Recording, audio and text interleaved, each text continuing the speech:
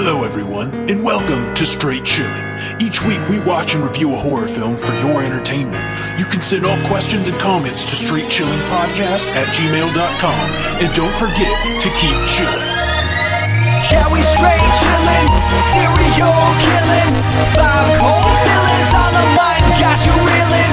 5-star ratings from the floor to the ceiling. If you get your 1 star, no time for feelings. Got a demon DJ, all the 1s and 2s.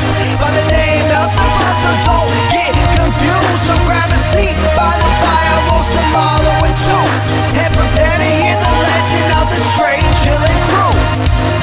What up, nerds? Welcome to another Top 10 episode of Straight Chilling, the weekly horror movie review show where you chill and we kill, slice, dice, and chop up yet another horror movie, except for this week, because that's not what we're going to do. My name is Bob. I'll be your host for this evening. This is episode number 299, recorded on Monday, December 26, 2020. Tonight, we're talking about our top 10 of 2020. Before we get into it, let me introduce everyone else on the show. First up, calling in from my dining room table, we got our boy, Soju. What's up, man? What up, bitch? Your boy, Stateside Stains. Bob told me to get on the next flight. Mm-hmm. He had something very important to show to me. So I caught it. I am here in the States, in Bob's house. Yep. And I am eager to see what Bob's got for me. I see the Blue Room. Bob's Blue Room has been quarantined off. I have not been allowed in there so far. You're but not allowed. I am curious, intrigued, and I'm here, back in the States. Yes. It will be worth your while, but patience is a virtue. Okay. You must wait and see. Next up, calling in, also from my dining room table, we got our boy, Randy Gandy G. Landy. What's up, man? Hello, gentlemen. Ahoy, hoy. Oh, hey. So we're all looking good and dapper here at the table. I can't believe this is happening the all boys over are back. again. The boys are back. in town. I gotta say, I was not expecting to be able to come and enjoy this with you guys. I'm glad I was able to. I am a little upset that I was forced to use my own equipment so that I can make the soundboard, but the soundboard is a fickle mistress, and I demand satisfaction in the form of Pumpkins. There you go. You will get them. Randy, thank you for holding down the soundboard, because my laptop's 2 decades old and it can only do what it can do. It's gonna be worth your while as well. I promise. There's a big surprise coming at the end of the show. Just hang out with me. I've learned to stop putting stock in your big surprises, Bob. Oh, come on. Ye of little right, faith. It'll be Look, I'm just going to worth enjoy the my trip. eggnog and my company and my sound bites, and the rest is all gravy, all right? Bring it. It is all gravy. You know what I've come to realize is that our top 10 of blank year episode is sort of like the Straight Chilling, like Christmas office party where we get together and just get way too drunk and then like start talking about shit we probably shouldn't start talking about. There's definitely a lot of pressed ham. There's straight into the copier. There's never been a copier to survive our get-togethers. That's true. It's just a lot of pictures of ass. So many. And She licked my asshole a little bit. She didn't. Just a little bit. She didn't. Just a little bit. It's an office Christmas party. If she didn't lick your asshole a little bit, can you really say you went to a Christmas party? You're the liquor, not the licky. Let's be gentlemen. Okay, before we get into the main event, we got a little bit of housekeeping to take care of real quick. Here's your final reminder. The January poll pick is currently posted on our Patreon website. If you support us at the $5 level or above, you get the chance to vote on a movie we're talking about this January. The theme for January is Review Redemption. The 3 movies you can vote between are Insidious, Reanimator, and Sleepaway Camp. Bob? So, how are those numbers looking so far? looking real Stupid. hot. Last I checked, Reanimator was winning by a single vote. Insidious was right on its heels, and Sleepaway Camp was a few votes back. But honestly, Sleepaway Camp came up, huh? yeah, it's not that rally. far back. Oh, Yeah. Whoa. All right. So you got a few days left I to think vote. it's because I implied that people were tired of hearing us talk about it, and now they're like, fuck I'll you. tell We'll you. don't tell us what we're tired of. That's right. There's so much to talk about in that movie, but they're all solid. And tonight. Yeah, and tonight. Yeah. Get your votes in before the end of December, and we'll see what movie we're going to be talking about this January. What else we got here? Juice, you don't have anything going on YouTube, right? No, my house is clean Not this week. yeah. Randy, do you have anything to mention? No, I'm just I want to be on the warm side of that blue door. Blue That's all I'm saying. I want to see what's stacking new blues if they're not too covered in spunk already. In time. I made so many references to that fucking warm side of the door song on Christmas Eve and all throughout Christmas. Like, it got legitimately cold in Florida, which is a rare thing. And like the windows on all of my doors fogged up, and I was like, hey, we're on the warm side of the door right now. I was feeling good about it. And you kissed Justin's ear and then spooned him, and everything was lovely with the world, right? I know how this goes. I've seen this story. Something like that. The only other thing I want to mention in housekeeping is, we're flashing back, counting down to episode 300, which, if you're keeping score, is our next show. We're excited about that, so we're counting down to some classic episodes here at Straight Chilling. This is episode number 5 that we're referencing. It's number 185, which is Halloween 2018. Aha, that's number 1? This is, number 1, sorry. Whoa. However I didn't, count. I see, I was under the impression we were only counting down the past 100 because the first couple were for the past. It was Vampire's Kiss and Halloween Resurrection, but we're talking all-time classics all-timers, of Straight Chilling. Damn. Yeah, so... Halloween 2018. Another classic Juice moment. Yeah. It's hard to believe that was episode 185. Yeah, that is kind of nuts. Yeah, that is crazy, yeah. Over 100 episodes ago. Yeah. So yeah, if you want to listen to Justin get like real pissed off about a banh mi sandwich, check out that show. Yeah. Who wouldn't want to see such a thing? I know. Just a man hurling sandwich bread into the fucking sky. Just to recap the other 4 we mentioned, number 225, Halloween Resurrection, number 216, Vampire's Kiss, number 238, Texas Chainsaw 1 and 2, number 139, Silent Night, Deadly Night 2, and number 185, Halloween 2018. Right. Slam your earballs into them and get some chuckles. Get some chuckles in.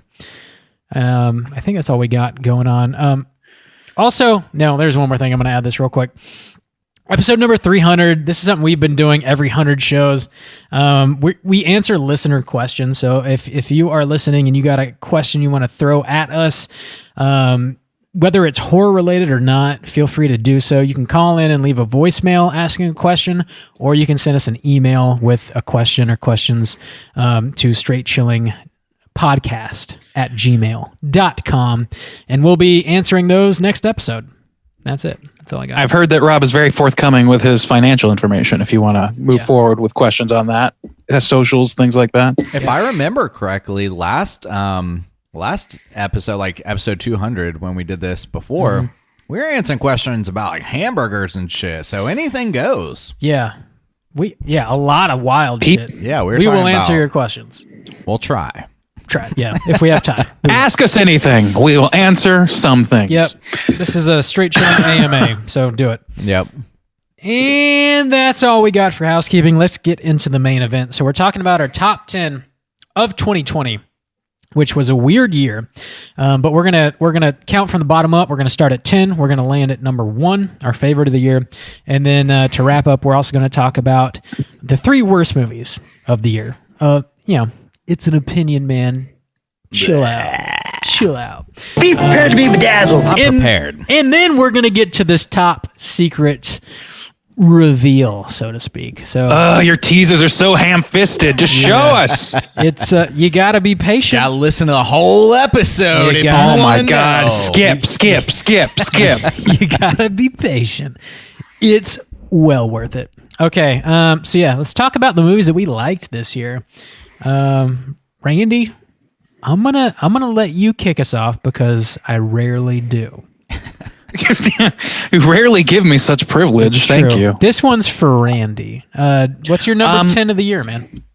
Well, let me preface this by saying with my list, it's I have like 2 movies between my best of and worst of list because I did not see, partially because of the release situation, and partially because we didn't cover as many this year as a group, I didn't see that many new horror movies this year. So I'm sure there's some blind spots that people are going to notice. So, whatever this list is, it's definitely up for adjustment as I finally get around to seeing some of these things. Sure. My number 10 today is going to be We Summon the Darkness. Have you guys seen this film? Oh, yeah. I have not, actually. I watched this movie exclusively because I was interested to see Johnny Knoxville act in a role that was not total slapstick. I don't know that I've seen that before from him. And I'm total apologist and totally into the Jackass series. I think that's fucking great. And I really dig the sort of like just earnest nature of Knoxville and the crew and how they're just kind of like being themselves and so forth. You could say that we crib off that dynamic pretty hard, except for the we're cowardly pieces of shit that don't do stunts. So, words. By comparison. Anyway, all that said, I really enjoyed this movie. There was not as much Knoxville as I wanted, but overall, I think that it had a nice fucking approach to a cult movie. And I don't want to say too much because this is a movie that does have a significant plot twist midway through, I would say, or somewhere in there. Nothing too like ground shattering or anything like that. Nothing that's going to make a lot of lists on its own merit, but enough to where you don't want to know what's going on exactly to full extent just yet. I will say that, is it Alexandra Daddario is in it, and she does a great fucking job. I haven't seen her play anything this sort of like out there for her. She went pretty big at a few parts. And by the end of the movie, I would say that she's the standout performer in this thing. I don't know. There's not a lot that I can say without leaning too heavily into that spoiler territory. But I will say that like the commentary that's going on in this movie about, some organized religion stuff versus cult stuff, that sort of thing. I think it's pretty...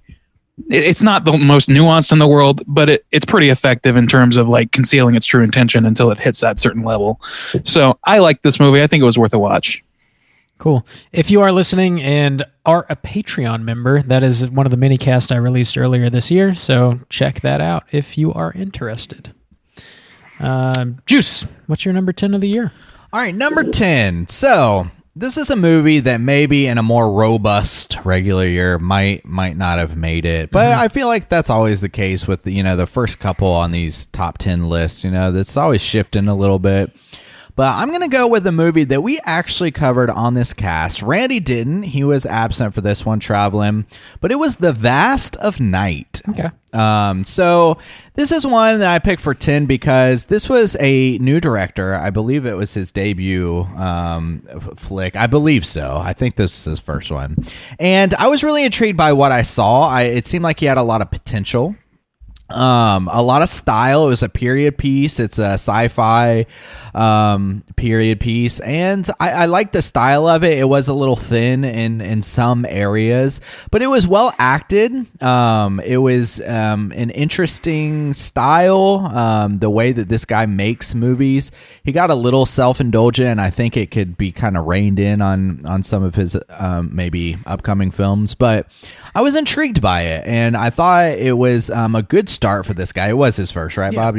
Rob looked it up, and I thought it deserved a spot. I think it showed quite a lot of potential for a new director, and I enjoyed it pretty good, actually. Yeah. Okay, Pretty cool movie. Bob, Solid. Yeah. number 10. Where are you starting? Number 10 for me is going to be a movie called Why Don't You Just Die? Okay. We did not cover this. Quite ironic. We didn't cover this on the show. I did a mini cast on this one as well. It's on Patreon if you're interested. This is a Russian language film. It was originally released in Russia in 2018, but it didn't make it to the States until 2020. Arrow Video put it out on Blu-ray and DVD and also on their streaming service, so it's pretty easy to find now. I mean, it doesn't exist unless it's in the States, right? So why even... you literally couldn't watch it unless you bought a Russian Blu-ray, Justin, which may or may not You haven't even been in the exist. States for more than a few days. Let's comment on the qualifiers there. There might be, I don't know. I'm not going to talk about something I don't know about. Anyway, this movie is pretty enjoyable, man. It's more of like an action thriller, I guess. It's definitely like referencing Quentin Tarantino a little bit here. It's got like some vibrant colors. The way the story is presented is definitely not in chronological order, so it's sort of like bouncing around. There's definitely like a main story, but then like as you get to know the characters, it jumps back in time and like shows you a little bit more about them individually. There's a lot of gunplay in this. There's a lot of like really absurd, over the top gore. The physics don't make any sense. So like when somebody gets shot by a gun, they're going to like fly across the room and smash into a clock and it's going to explode or something. That's what happens in Russia, Bob. Totally. Physics are different there. That's right. It's metric. It's metric physics. That's the They got metric bullets. physics over there. It's real over the top. It's a lot of fun. It's a fun ride, super gory. I definitely recommend checking out Why Don't You Just Die? All right. It's Yeah. not one I've seen. Well, Spoiler. correct that. Well, spoiler. For my top Okay. 10, it's not me. It's not. Oh, it's okay. not All on right. your Yeah, I was list. gonna. Spoiler. I haven't seen this before. Well, I'll fix that. Randy, tell us about your number 9. Number 9. I went back and forth on this between Come to Daddy and this film. Number 10, I feel like I just needed to bring up We Summon the Darkness because I really thought it was kind of a sleeper for me that I liked. This one is going to be Anything for Jackson, which we just covered last week, I recall, Okay. right? Yeah. Yeah, which, if you go back and listen to that, we definitely had some problems with it. For me, it was mostly kind of middle of the road, but I did appreciate some of the things that were going on in that movie, particularly the cinematography. I thought that some of that shit was really well done. I thought that tone setting was pretty good, even if the story didn't quite follow through the way I'd like.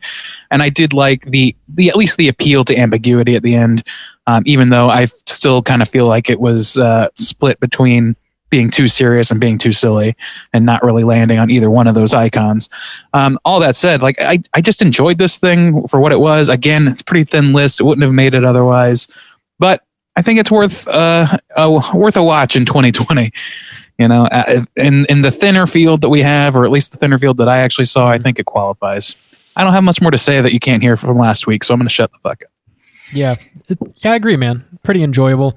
And as far as like just on the podcast, we usually cover, like our goal is to cover as a group 20 new releases a year, and we only did 10 this year, which there's a lot of like big theatrical stuff that we missed because it just didn't come out. It got postponed. So it is kind of like a weird year where we're probably going to be talking a lot about stuff that was on VOD or on Shudder or Hulu or whatever, just weird stuff. But also I think that it's probably going to make our list a little bit more like, I don't know, different in a way, because there's a bunch of hidden shit that we probably wouldn't have sought out otherwise, But yeah, good choice, Randy. Juice, number 9. Number 9, I'm going back to Korea for this one. This is a movie we also did not cover on this cast, and it's called #Alive. It is a Korean zombie film that came out toward the end of the summer, I believe, or that's at least when I watched it. I remember watching it like early September, I think, and this is one that is not groundbreaking as far as the zombies go. And in fact, I think Korea's kind of settled into that Train to Busan type of zombie for now, since it was so successful, where it's, kind of the fast, like a little like burnt looking, or I always look kind of blackened a little bit and things like that, but they're really fast. They're really brutal. Toasted. Yeah, little toasted zombies. And that's what Don Draper would call it. That's the same realm, like we're kind of in on this one. But one thing I liked about this one, it was set in Seoul, so a lot of places that they were showing, like I recognized. And one thing that's kind of different about this movie is it's a little heartwarming, or it's like kind of cute, which doesn't sound great for a horror movie, but it made it pleasant for me. I don't know. So it's essentially this guy who is stuck in his apartment during the zombie apocalypse in Seoul, and he's pretty much isolated and alone. And across the like there's another building right across like the courtyard or whatever, and there's a girl who's also like in the same kind of situation, and it doesn't play like a romantic type of thing.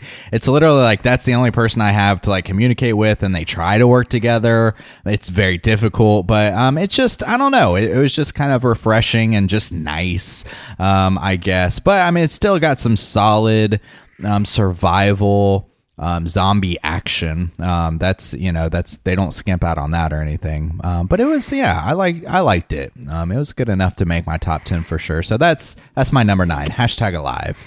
I've been wanting to see that one. That's an interesting looking movie. Yeah, it was solid. I like the bottle nature of it. Yeah, or the sound of it anyway.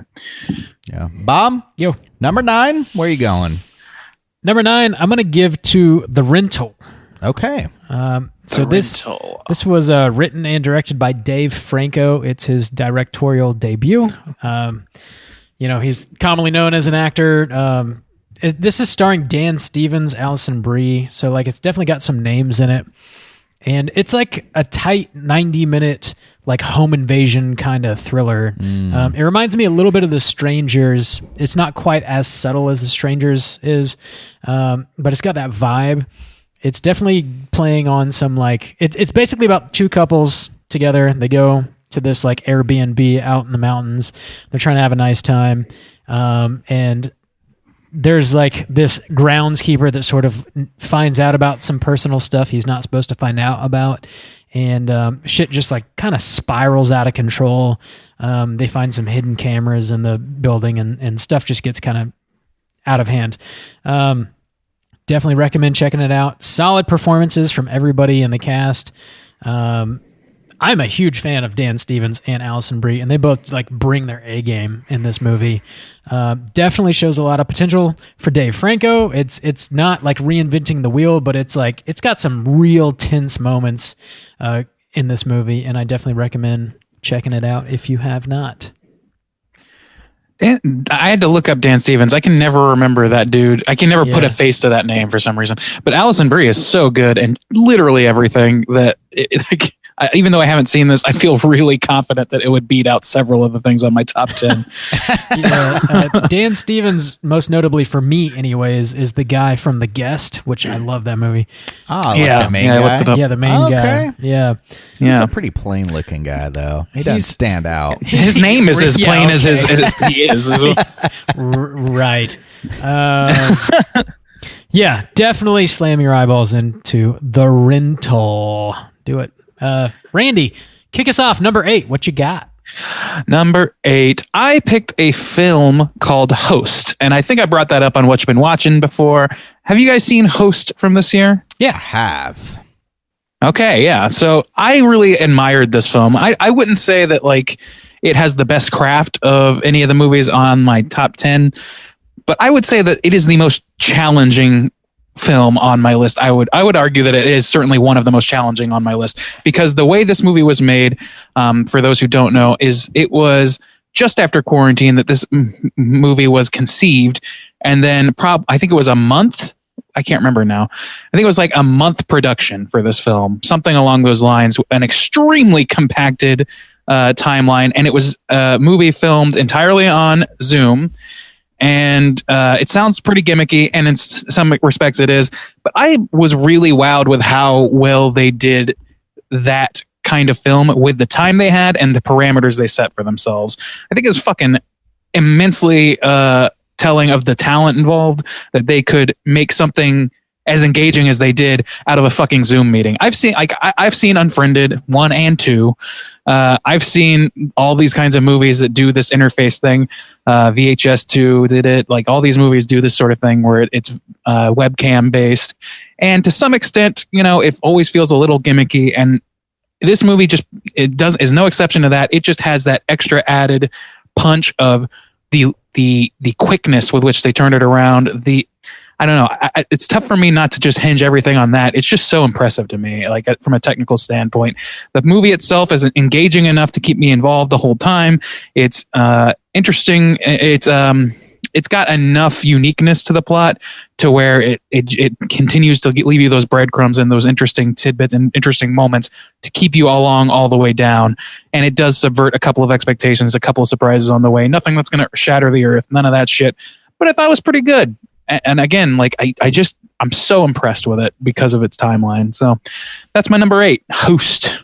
It's a good pick, man. I think that one really hits home because we can all immediately relate to it, in a way that you can't otherwise most horror movies. It's pretty good. Yeah, I was thinking about that also with hashtag Alive. It's a similar thing where like we all kind of gravitated towards movies that were reflective of what we're going through this year. Yeah. And there's no movie this year that was more reflective than having Zoom meetings with your friends. Yeah, for sure. As we well know. So yeah, I was pretty impressed with it overall, and it definitely hit a certain spot that we've all been tickling for the past 9 months. Tickle my spot. Juice, what's your number 8? All right, number 8 is a movie that we actually covered a long time ago now because it was one of the first that came out this year, and that was Color Out of Space. Kind of a psychological sci-fi horror film. And I haven't rewatched it since we covered it. I listened to a little of the cast just to kind of refresh my memory a little bit. But I enjoyed it pretty good. It was like a little disappointing, I think, because we hyped it up quite a bit. Nick Cage coming in, and but it was still solid for what it was. It had some really interesting ideas. It had some solid effects going on in there, and some kind of crazy kills at some point. So it's something I actually want to rewatch and come back to, which is enough to kind of earn it a spot. It's not something that I just want to dismiss after the fact. So I enjoyed Color Out of Space. Pretty good. Yeah. Maybe if I let you in the blue room, you can go ahead and rent that. Whoa, just kind of rent it out. Yeah. Wow. We'll see. We'll see if you can find it. You're starting a rental business, Bob? I got bad news for you on that front. Yeah. Well, we'll see. We'll see what happens. All right, Bob. Yo. Number 8. I'm going to go with a movie called Open 24 Hours. Okay. You mentioned this one. Yeah, I really like this movie. I did a mini cast on this as well. This was not released on like any sort of major VOD platform. I picked it up on Blu-ray. It didn't go to theaters. It was kind of a sleeper. They just kind of like let it drop. It's sort of a slasher movie, but it's got some like psychological stuff happening in it. So our main character is like a mid-20s woman, and she was dating this guy who she came to find out was a serial killer. And it is very bizarre indeed. It is bizarre indeed. He would make her watch him kill people, and she eventually like snapped and lit the house on fire and caught him on fire. And because of that, he was arrested and found out. So he is put in like a psych ward because he's crazy. And the movie starts with like him breaking out. Basically, he's breaking out of the psych ward, and she's getting her life back on track and finds out that has happened, and she's trying to reconcile. Can't decide if this sounds more like the beginning of one of the Scream sequels or one of the Halloween sequels. Yeah, it's a little bit of all that. It's definitely all that for sure. But she just gets her first job at this convenience store. It's like a gas station with like a 24-hour convenience store attached to it, and so she's like trying to get a little coin going so she can take care of herself and get her life back on track. And while she's on her first shift, she finds out that her ex-lover is broken out, and she's also dealing with like some pretty significant trauma, obviously. So whatever we see through her eyes, we're not sure that we can really believe. So there's stuff happening that may or not really be happening. So I like it. There's some pretty gruesome scenes. It's pretty smart. It's pretty inventive. And for me, it like kept me guessing to the very end as far as like what is actually happening. So yeah, check it out if you haven't. Open 24 hours. Nice. Yeah, we're pretty spread out right now. Bunch of different shit. Yeah, I'm surprised. Yeah. Well, I guess I'm number 7. Moving on to number 7. Number 7. Yeah. Well, I'm about to break our streak here because I'm going to bring up something that Justin just brought up, which is called The Color Out of the Space. Whoa. Yeah, I also enjoyed this movie. Okay, again, this is a movie that probably would have been on the bubble for the top 10 list in a more robust year for new releases, and that's primarily because as much as this movie seems to really want to recapture Mandy's glory from the previous years, and it's really tough to ding it for that too hard. Because who doesn't want more fucking Mandy? That movie was amazing. Yeah. Nick Cage justified his whole life that day. And no, that might be a little face off, Randy. You're right. I will take his face off. Yeah. Anyway, so yeah, this movie, like color palette wise, I thought it was beautiful, but it was like, again, it was aping that Mandy aesthetic, all the way down to the Lovecraftian origins of this story and the Lovecraftian take on the monsters and so forth. I mean, this is a Lovecraft story. This is a Lovecraft story being adapted, so it only makes sense. Like on a sales pitch level, it sounds perfect. I would say the execution was a little lacking overall. Not overall necessarily, but like it wasn't quite inventive enough for me to feel that it lived up to the hype of being Mandy, but with Lovecraft. Do you know what I mean? That said, I think that it was fucking really enjoyable to watch more Nick Cage doing his thing. I think that like visually it kept me engaged. I don't know, man. Again, I'm really struggling with this top 10 because it takes a pretty fucking solid movie for me to gush about it. And these movies are all movies that I like, but I don't necessarily want to gush about. So that said, I just think that Color Out of Space was pretty damn good for 2020. I'm getting tired of saying that. I'm getting tired of closing out my segments that way. That's supposed to turn into a trilogy of like H.P. Lovecraft movies. Yeah.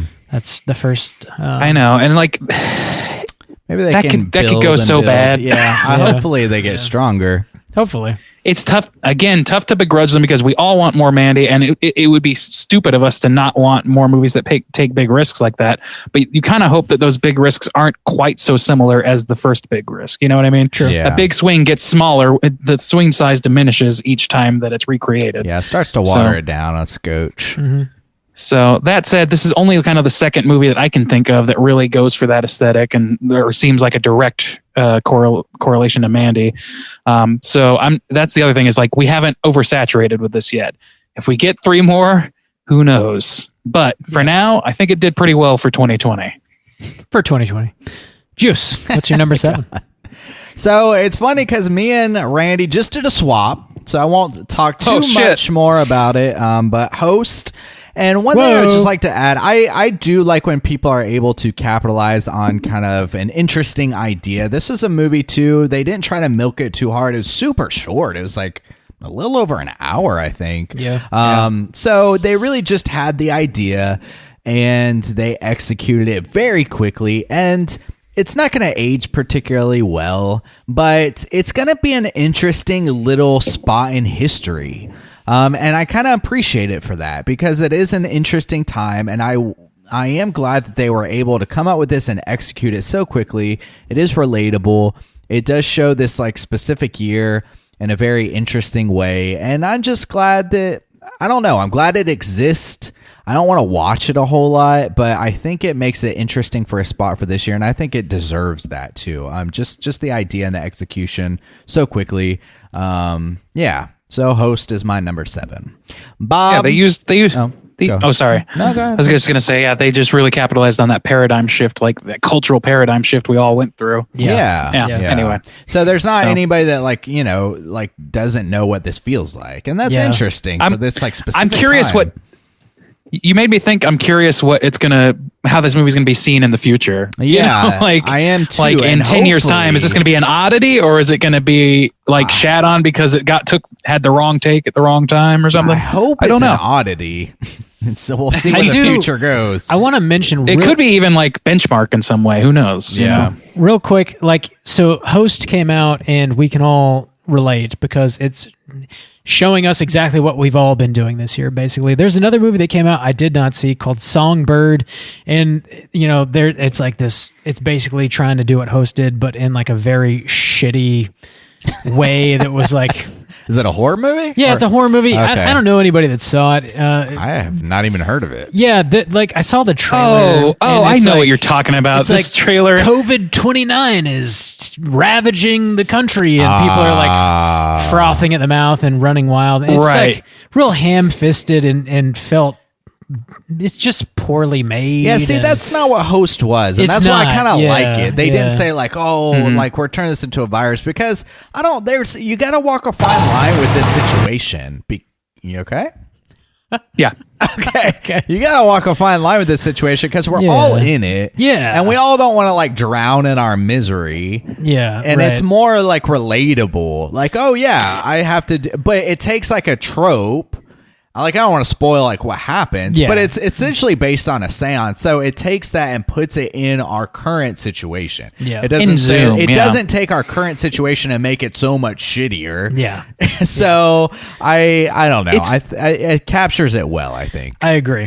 It totally does. And it's like, what's interesting about it is it's both relatable and it's escapism, which is what Songbird isn't. That movie is just leaning hard into the misery. And it's not doing it in any way that adds to the conversation or makes anyone feel better or worse. It's just kind of like, at least from the trailer, again, I haven't seen it. From the trailer, it looks like it just kind of like is trying to be that movie for this time, and that's all it wants to do. Yeah. It's like Contagion, but based solely in exactly what our day-to-day lives have been. And a fictionalized, somehow worse version of COVID. Right. What if, hey, I know this is terrible, but what if it was worse? Yeah, watch that movie. Yeah, okay. Yeah, I don't want to be that guy, but hey. And then, of course, naturally it will get worse, and then that person gets to be wrong again. Oh, my Lord. Fucking Platinum Dunes. Thanks. All right. Yeah. Bob, number 7. My number 7. You got something good for me? Yeah, I'm going to echo Randy here. Anything for Jackson. Okay. We just talked about this past week. Solid movie on Shudder. What really landed for me was the scares. This movie's got like a lot of really, really solid, scary scenes. Like the imagery, really, really lasted with me. I don't know. It reminded me a little bit of The Conjuring. It's not quite that effective. It's not quite that scary, but it kind of reminded me of that tonally. So yeah, I won't linger on it because we just talked about it. But Anything for Jackson is on Shudder. Slam your eyeballs into it. It's pretty good. Number 6, Randy. Number 6. I don't know if you guys saw this one or not. I do believe I mentioned it as a What You've Been Watching segment. This is a movie from this year, pretty recently in fall, called Run, with Sarah Paulson and I've forgotten the lead actress's name. I'll have to look it up. But this is a movie, for those who don't know. Did you guys see it? First, let me ask that. No. I have not seen it. Okay, so this, I believe it's a Hulu original, or at least that's where I saw it. And it features Sarah Paulson as the mother to this daughter who is paraplegic in some capacity, has a litany of disorders and such that, and she's applying for colleges. She's, really smart, and she's able to make robotics and shit like that, but she's wheelchair bound. She has health issues. I can't remember what else in the mix. But then midway through, you find out that this is actually deeply affected by Munchausen's by proxy, which is something that I'm interested in from the start because I've watched a lot of those true crime documentaries, like Gypsy Rose Blanchard, the Mommy Dead and Dearest story, about situations where kids are basically held captive by their own parents and their psychological disorders. So that's kind of what's going on here. Explored these days. We've seen older movies. I would say more now than ever. Yeah, but it does seem like to kind of be emerging is something we're seeing more of.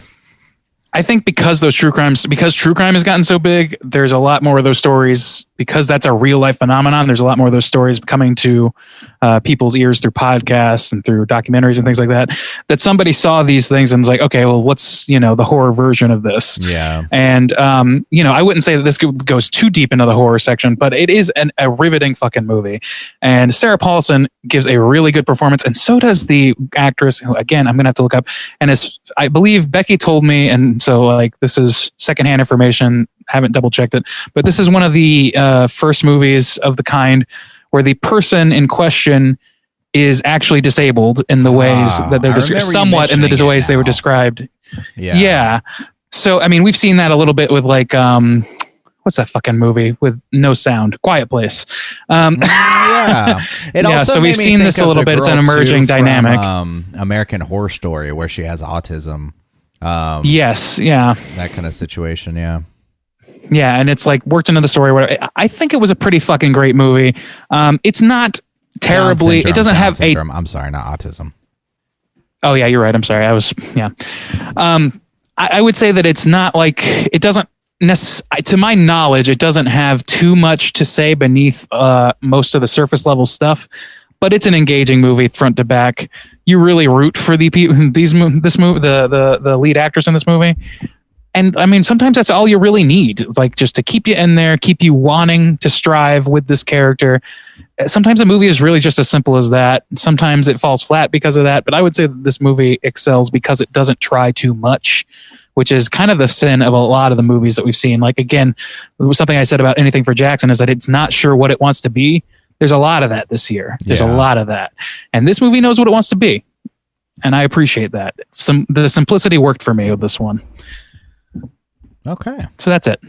Sounds Number 6. good. Juice, what's your number 6? Number 6 is a movie called La Llorona, not The Curse.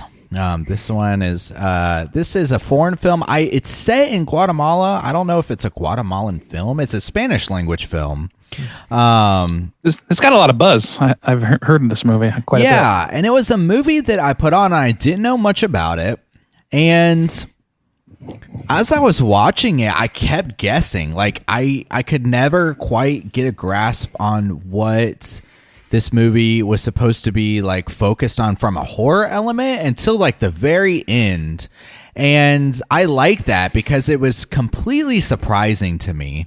It has elements of kind of like a folk horror, but it's in like modern day. And it's like a mature film too. It's not like Yabos mature, like in its coverage. I'd be stroking. Yeah, not in that, but in just in its topics.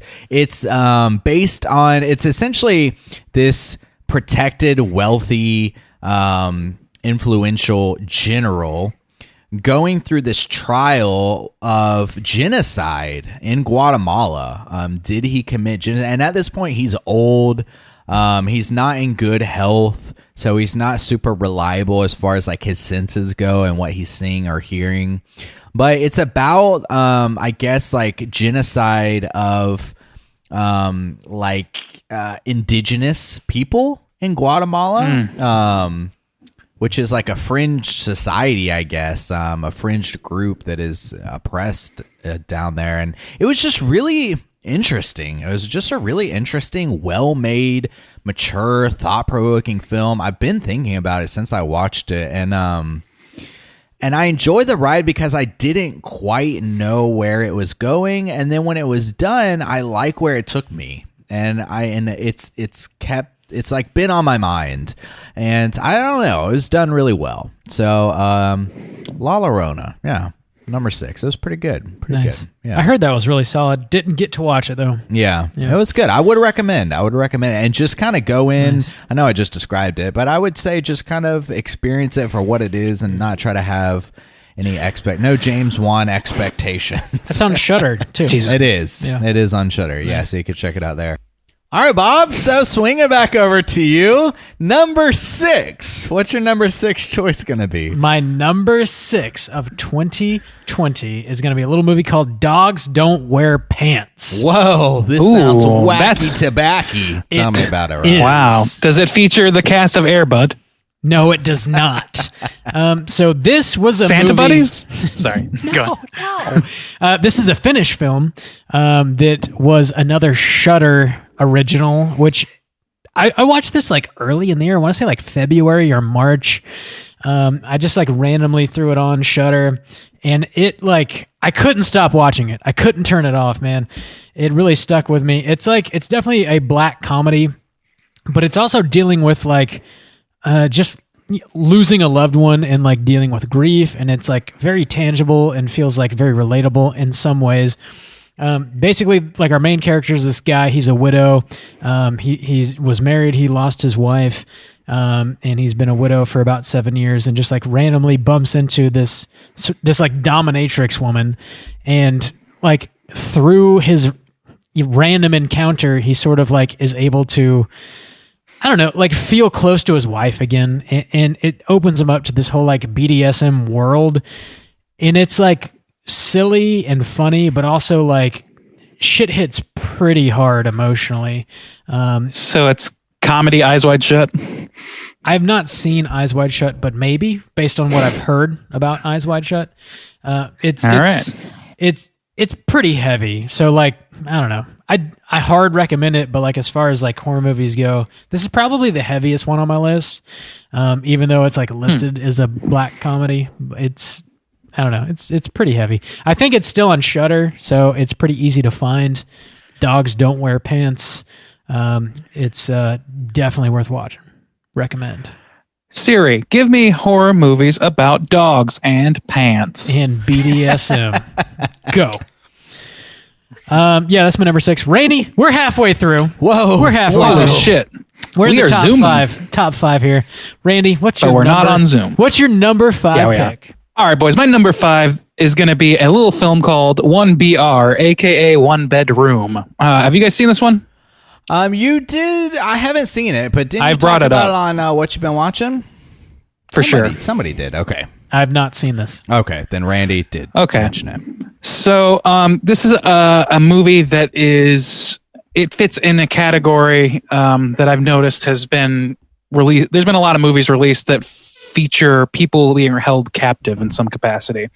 And without giving too much away, there's a little bit of that in this movie about a woman new to, I want to say it's LA. I don't remember if it's explicit or not, but it's implied that she's out there trying to make her shit happen against the will of her parents. And she finally finds an affordable 1-bedroom apartment with a fun community, and everybody seems real nice. And of course, things go sideways for her because this is a horror film. Overall, I would say that this movie does a great job at doing what Rob was describing for another movie earlier, which is kept me guessing the whole way through. Like you kind of know what's happening. Like in general, you understand the stakes and what's going on and the beats, but I couldn't tell where it was going. If that makes sense. Like where we were going to wind up was a total fucking mystery to me. And I thought that was, I mean, that's kind of hard to pull off for people that watch as many movies as we do a year. Especially in the horror space. And then I also thought that there was some pretty effective and visceral gore and visual effects in this film that really, really kept me going. There were some good surprises throughout. It's another movie that I don't want to say too much, but I think it's definitely worth your time. I think anybody who's been alone for the first time in a city or even in a new town can find something to relate to about this position this character's in, or somebody that's been under the thumb of a parent that wants to take care of them, whether they want to be or not. All those sort of things are at play here. I wouldn't say there's a whole ton beyond the drive for self-reliance at the core of this movie, but that's enough because I think any adult has more or less gone through that fire. So I think it's a relatable movie. I think it's a well-acted movie. Not me. Good visual effects. What? Well, Make everyone else carry my ass. And that is a heavy load. We can tell you that. It is. It's a dense ass. It's all in the head. It's a lot of weight in the head. What? The ass head? Okay, continue. We're breaking metaphors over here. I like the movie 1BR. That's my number 5. End of segment. Solid. Another one I have not seen, but have heard good things about. Yeah, we're all over the place. We are. Whoa. Maybe we just didn't choose to watch as many this year on our own. Yeah, or except that's on our true, own. Yeah. I watched 43 new releases this year. My I can Lord, say. Pop. Yeah. Well, you outstripped us, or me, by a mile anyway. I watched 69 new films this year. All right. Wow. Wow. Juice. Number 5. 69 dudes. 69 dudes. There it is. I don't know how to pronounce this properly, and I'm sure I'm going to say it wrong, but it's another foreign film that looks like it's in Pedagore. Yeah, that's Is right. that it? That's right. Okay. Dogs don't wear impediments. Yep. So, this is an Indonesian film, and so far, the foreign films have been stepping up to fill out my Yeah, they list. have. So, this is an Indonesian film about two girls who go to this remote village in hopes to maybe claim an inheritance.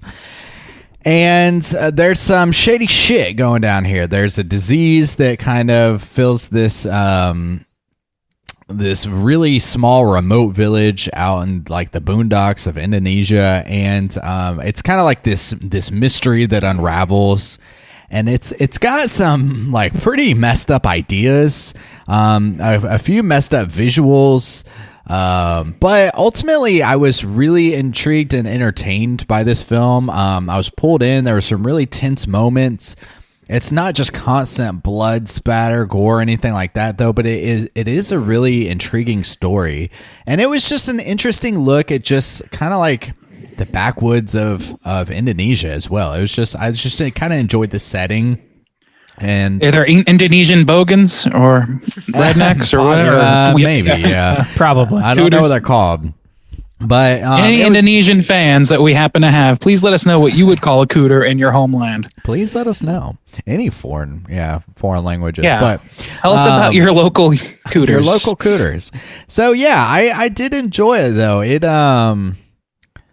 I don't know. It kind of made me want to just watch more Indonesian horror too. I've actually heard some good things about Indonesian horror. I just haven't watched a whole lot of it, and this one was good. This one is one I would definitely recommend that you check out for just like straight horror for the year.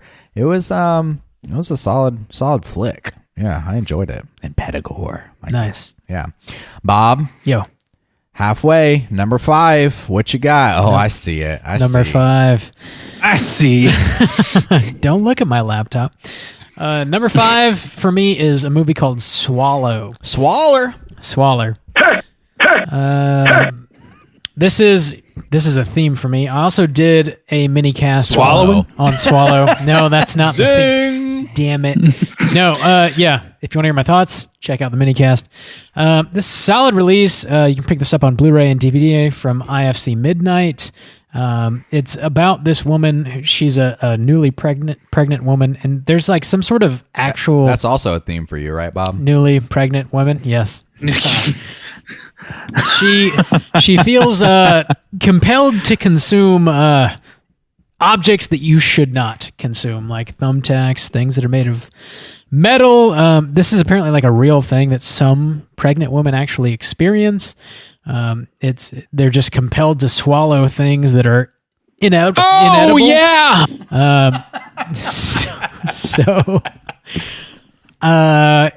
This movie is dealing with that. I'm derailed. She, on top of that, she's also dealing with like a husband who definitely like abuses her emotionally. Like his whole family just like does not appreciate her, and you kind of see that throughout the movie. And she's sort of wrestling with finding her place in her new family. You know, with her mother and father-in-law. They're super wealthy, and they're just sort of like, you know, welcoming her in and holding that over her head, basically, that she doesn't have to pay for anything. It's pretty difficult to watch in certain scenes. So if you're squeamish, you don't want to watch somebody shit out a thumbtack. Maybe don't watch this That's movie. one I chose not to watch, specifically because even the trailer got under my skin. Like, I'm sure it's a great film, but it's just the subject matter, especially because she's pregnant. Yeah. I think adds an even like, Oh, for sure. That is- my lord. Yeah. That's it. I also You're not in the fucking mood. Thank you, Randy. yes. Another good thing with this movie, the cinematography is pretty fantastic. It's just shot really beautifully. Acting, phenomenal. I don't know. Definitely recommend it. Good ass movie. Swaller from 2020. Swallers. Yeah. Randy, getting into our number 4 of 2020. What you got? Oh, shit. All right. For my number 4, this is going to be one that I know we've all seen and was the source of much ire, which is called The Lodge or Le Lodge. Nah. Oh, top 5, Randy. I like. Oh, it's there, but she's number 4. She's number 4. And this is not just a spite vote. I actually really think this movie, out of the pack of 2020 films, did some pretty fucking interesting things. It committed to its premise, and it did it in a way that I thought was leaving me guessing to a fault, some might argue, and I think that's fair. For me, I think that overall I enjoyed the mystery of what was going on. The performances were good enough. The amount of tension that runs through the core of this film, I think, was solid. And I like the somewhat ambiguity that we landed on with our discussion about it, about what this movie was actually doing, what the parameters of this movie were, what the structural element, not the structural elements, but like what the plot was actually putting forward to us was interpretable in so many ways. I thought that was good. I kind of skew towards movies that are like that anyway, because it sort of allows you an experiential bonus point by coming to your own conclusion. I don't know. I just like this movie. I think that it was, it had its problems, certainly, like any of the movies on this list had their problems. But I think that for 2020, man, it's hard to beat it. It is really hard to beat it. That's my final sentence on the matter. It is not. Anybody who tells you otherwise is desperately clinging to something that you don't need to know about. Dude, my opinions of this movie got me told about myself in a pretty significant way, which Whoa. I don't appreciate. They're going to beat the ass off of your body. My body. Yep. All right, Randy. Thank you for your choice. Yeah. Juice. What you got? Bob's gonna love this Number because 4. my number 4 pick is also The Lodge. Le Lodge. Dude, I like this movie, and All it right. was a sneaky Christmas film. It was a solid winter horror because the winter played almost a character. It was like a strong setting that had a lot to do with what was going on in the film. So I liked its use of elements in that, and I just thought it was a well acted, intriguing. I don't know. Juice. Thank you. Yeah, The fans agree. Yeah, I think so. So I don't know. I thought The Lodge was solid as well. I really enjoyed it. I was baffled. It was one of those crazy ones, kind of like Creep, where Rob just absolutely hated it, and everybody else thought it was like pretty solid. Rob yeah. Sorry. Rob radicalized us on this movie. I guess. Yeah. Yeah. Your harsh reaction made me defend it to a position that I might not have otherwise. Maybe, but I really did just enjoy it because it's got a cult element too, and I like cult movies, and I mean, in a way, it was kind of a cult movie, but I really did dig it, and I thought they used the winter element well, which it's winter now, and so I don't know, I kind of want to watch it again. So The Lodge, number 4, me and Randy on the same page. Enter the kvetching. I'm sure Bob has it in his top 5 as well. Bob, is number 4 The Lodge for you as well? Number 4 through 1 for Rob. Le Lodge. No, it is not in my top 4. Bob, what's your number 4? My number 4 is a movie called VFW, which was a Fangoria production from earlier this year. It's directed by Joe Bagos, starring Stephen Lang, William Sadler, Fred Williamson, and a bunch of old motherfuckers. It's just a really fun, like, siege movie. It reminds me of Assault on Precinct 13, John Carpenter's original movie, his directorial debut. It's got like these old dudes holding up in a VFW, and there's a bunch of like mutant punks that are hopped up on like crazy drugs, attacking them. And Mutant punks. that's Dude, that pretty much the man. That's a title I aspire to. I have a question. Did I hear you correctly in saying that William Sadler's in this movie? Yeah. That's fucking awesome, and it sold me on watching it. Yeah, I like William Sadler a lot. Yeah, it's a bunch of like old school actors that they just somehow rounded up to be in this movie. The Fangoria like produced a handful of movies over the past 2.5 years, and like some of them are a little dodgy. This is my favorite though of the movies that they've put out. VFW is it's a lot of fun. They're all obviously like retired from the Navy, Army, whatever branch they were in, and they know how to use the weapons that they have, and they just murder the shit out of some mutant punks. It's like set in the near future, kind of, and there's like this hyper drug that they all get fucked up on, and it's just a lot of fun. It's a lot of blood and guts. Definitely Gonna recommend. kill a Nazi squazzy. I love that shit. Basically, yes. So yeah, VFW. That's my number 4 pick. Randy, we're getting into the top 3 now. Holy shit! Nice. I can't believe we're already here. I can't believe it either. What you got? So my number 3 and number 2 flip-flopped at least 5 times since we started talking here today. I cannot make up my mind. I'm going to put this as my number 3, though, and it's a little film by the name of The Invisible Man. Came out very early this year. In fact, so early that I actually saw This Invisible Man in a movie theater. There you go. Yeah. Which is a threshold I have not crossed in some time, and hopefully few have. So I thought that the standout in this movie, among other things, was the acting. And Elizabeth Banks. help me out here. Nope. Banks, thank you. Moss. No, that's not right. Moss, thank you. Ooh. Very different person. Sorry. Not that one's bad or anything, just like extremely different kinds of styles of acting going on there. Elizabeth Moss just absolutely fucking kills this movie so much. It is so engrossing to watch her react to this absolute like fucking Black Mirror Twilight Zone of a situation with the intensity that she does and with the insane resolve that she does, and to also inject the idea of the Invisible Man with the subtext of an abusive relationship. That is brilliant. That is truly brilliant, because and it's not something that's entirely new to the Invisible Man genre. I mean, I think Hollow Man kind of did that even, but obviously not very well. Yeah. There's no nipple twerking in this movie, which is a downside, but aside from that, it's better in every conceivable way. I think that this fucking movie does a great job at sort of illustrating how hard it is to get out of a relationship with a gaslighting piece of shit, especially when they are beloved by the world in some way or another, or the people around them. Looking at you, Jeff Bezos.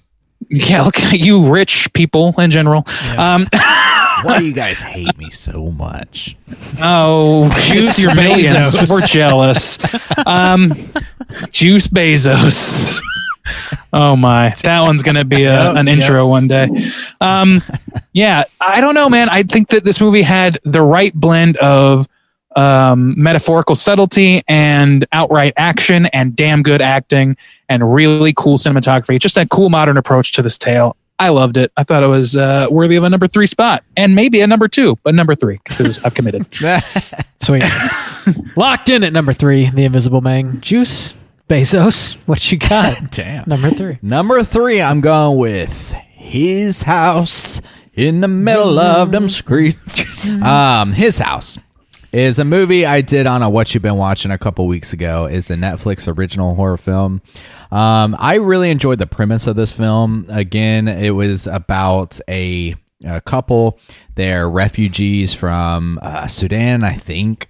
And they are coming into London and they are applying for this refugee program. They are accepted, but it has really strict rules about them checking in. Of course, they need to be kind of like model citizens. They're given a house that they have to live in, and they're supposed to like take care of it and just I don't know. They're just being evaluated by many different people at this stage in their process. But the house that they're given is haunted. And it starts to attack them, and it starts to like cause some real problems in their life. And so they have this choice to make about, like, do you go back to your war-torn country where people are being like slaughtered in terrible ways? Or do you try to live in this haunted house and also present yourself as being sane, as being okay? It's just a really, really interesting premise. It was delivered really well acted, and it's got some real substance to it too as well, because it definitely kind of shows the perspective of just that process of being a refugee, of fleeing a war-torn country. So a lot of interesting elements going into this film, and I really enjoyed it. So His House, number 3. Nice. That's another one I tried to squeeze in before we did this and just couldn't do it. Yeah, that's actually a lot since a lot of them are on streaming and stuff like that. So even though it was a thin year for like releases, there's still a lot to get to. Yeah. But Robert, Yo. number 3. We're hitting the top 3. Top what 3. you got? The Lodge, right? No, it's not The Lodge. I got to echo Randy here and talk about The Invisible Man. Whoa. Solid release. Lee Winnell wrote and directed this. It's cool to see him sort of break out of the like Insidious bubble a little bit here. And like, you know, he directed the Insidious, the last Key movie, and that was not great. But this is sort of like his baby. Like he conceived this whole idea, and it's fucking solid, man. Like I really enjoy the directing style. A lot of like the camera movements are just like really engaging and like pull you into the movie. The acting is phenomenal. It sort of takes like, you know, obviously a classic horror movie and reinvents it in a way that like feels fresh. I just think it has a lot going for it. Definitely recommend checking it out if you haven't. And it's one of the few movies that we got to see in the theaters this year. So that's like True. an added bonus. Now there's only Invisible Mangs in the theater. That's right. That's right. But yeah, won't linger on it. We talked about it. Check out The Invisible Man. Randy, what is your number 2 spot? Number 2. Now, this is a film I have to preface with saying this came out in 2019, and it's Native Land, which is... Oh, shit. I'll have to look... Taiwan. No, that can't be right. What the fuck? Anyway, Spain. Randy. Sorry. Randy. This is what I get. I deserve this. I guess. So yeah, this is a movie called The Platform, originally released in Spain, came out here in the States, or at least on Netflix in 2020. So I am counting it. I really like this movie. This is a movie that is about basically a guy who puts himself in a situation where he lives in this, like, I guess he would call it like a pit or a tower, like this metal concrete structure where a platform of food is lowered from the top to the bottom every day. And by the time he gets to like level, I don't know, 30 or something, all the food is basically gone. People are fighting to survive. You're there for like 2 weeks or something like that. And then it's been a while since I've seen it. So I'm probably missing some beats here. Anyway, the long and short of it is this movie is very obviously a social commentary on the idea of wealth and how it's distributed to people, and how people react to a lack of it, and the cutthroat nature of some of our institutions, especially towards something as simple as eating. It's not a subtle film in that way by any means. This movie is almost entirely metaphor. But it's so fucking action-packed and fun, and not fun, shouldn't say that, but action-packed and riveting and engaging and so interesting to watch. I couldn't stop watching this thing for the life of me. I would say it was, the acting was good. I wouldn't say it was as good as The Invisible Man, which is why it almost usurped this spot. But I liked what this movie seemed to be saying. I liked that it was taking a hard stance and not really blinking in the face of alternative ideas on this matter. It was very much there to make its point, and it made it pretty, not entirely unambiguously, but unambiguously making a stand about the quality of life of poverty, people in poverty, and things like that. So for those reasons, I really, really like this movie, and I think that visually it had a really cool sort of just the nature of the platform itself and the tower or pit or whatever it is. I thought that was such a cool visual element, even though it's literally just a series of square rooms. You know what I mean? Like, they made the most bland room in the world work for the narrative of their movie. I think that's pretty fucking challenging and pretty damn noteworthy. So for all those reasons and several more that I'm certainly forgetting, I chose The Platform for number 2. Reminds me of The Cube. Yeah. A little bit. It's not entirely different than the Cube. Like, it's got some similarities. The Cube is actually visually way more like Matrixy than this one is. This one is way more like, this is a concrete room. This is where you're living for 2 weeks. You better hope you get some fucking food. 2 weeks? Why you got to be there 2 weeks? I don't know. And that's the thing, is like, they don't explain it, and you never get to find out why. That's part of the metaphor. Like, it's just the system that you're part of, whether you want to be or not, is just what you're doing. Okay. And you have to survive it. 2 weeks. Good luck. I may not be 2 weeks. That was off the cuff, but it's a short period of time, enough time to where it would be hard to survive without food, but you could do it. All right. I could do it. Yeah. Well, tell us how with your number 2 pick. All right, number deuce for Shaboy is The Invisible Man. So you guys covered this one. I will just say that I think too with The Invisible Man, Elizabeth Moss, she did kill it. It was an engaging story. They had a good take on it. And it was played off in a really believable kind of way. But also, too, we've seen in the past decade a couple times. We got some Dracula 2000s. We got some mummies. We got some Wolfmangs. I mean, trying to bring these universal monsters into the contemporary film industry has not been successful, and in any kind of way that I can think of. Excuse me. I'll be stroking. Yeah. Bram stroking. Oh yeah. Bram Successful. Stoker. That was still Successful. That was still. I did not love it. 28 years ago or something like that. I mean, yeah, that's a fair point. But Yeah. you brought up some movies from that time period, but all right. Yeah. So anyways, it's just they did a good job, and I hope that other people take these, like the choices they made, into consideration, and we get some better Universal monster films, because so far they've been pretty doo-doo brown. But Invisible Man was not, and I really enjoyed it, and I would watch it again and again. Actually, it was a solid flick. So number deuce for Shaboy. Robert, Yo, number deuce, what you got? number deuce, I'm going with Possessor. Oh, Uncut. Yeah, uncut. Just like gotta get the extra dong scene. just like baby Cronenberg's You can't Queen. throw away the extra dong. Can't. Gotta have it. Yeah, I don't know. I like this movie. I like how it's set in the near future, talking about like assassins taking over people's brains, controlling them, blackmailing them, etc. Pretty cool stuff going on.